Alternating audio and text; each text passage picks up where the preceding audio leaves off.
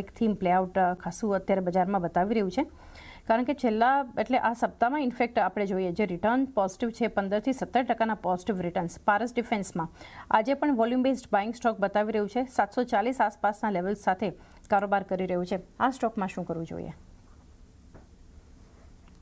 Defence theme અમને પસંદ આવી રહી છે અને ઓવરઓલ જે રીતનો ગ્લોબલ સિનારીઓ પણ બની રહ્યો છે, ડિફેન્સ થીમ હજુ પણ એક આઉટ પરફોર્મન્સ આપી શકે છે. પારસ ડિફેન્સ લાસ્ટ વીકમાં પણ આપણે ડિસ્કશન કર્યું હતું અને એક રેકમેન્ડેશન પણ હતું. લોઅર લેવલ 650 પાસેથી ઘણા સ્ટ્રોંગ મોમેન્ટમ જોયા છે, ઓલમોસ્ટ ટાર્ગેટ અચીવ થઈ ચૂક્યા છે અને ઓવરઓલ ફ્રેશ આઉટલુક લઈએ તો ઉપરમાં જોઈએ છે 760 780 પાસે ઇમ્પોર્ટન્ટ રેઝિસ્ટન્સ ઝોન છે. 740 પાસે અત્યારે આપણે ટ્રેડ કરી રહ્યા છે. તો મને લાગી રહ્યું છે કે ઓવરઓલ સ્ટોકમાં આવનાર સમયમાં પણ સ્ટ્રોંગ તેજી જોવા મળી શકે છે, પરંતુ ઇમ્પોર્ટન્ટ છે 760 પાસેનો બ્રેકઆઉટ ઘણો જરૂરી છે. લાસ્ટ બે ટ્રેડિંગ સેશનમાં આપણે નીચેમાં 650 થી 750 સુધીના લેવલ્સ અત્યારે જોઈ રહ્યા છે. મને લાગી રહ્યું છે કે એક સ્મોલ એક રિટ્રેસમેન્ટ જોવા મળે.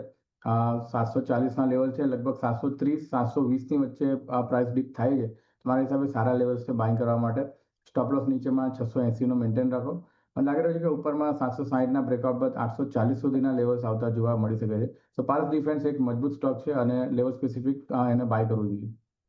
મજબૂત કાઉન્ટર લેવલ સ્પેસિફિક ધ્યાન રાખો ખરીદદારી માટે. પારસ ડિફેન્સ પર એક વ્યૂ.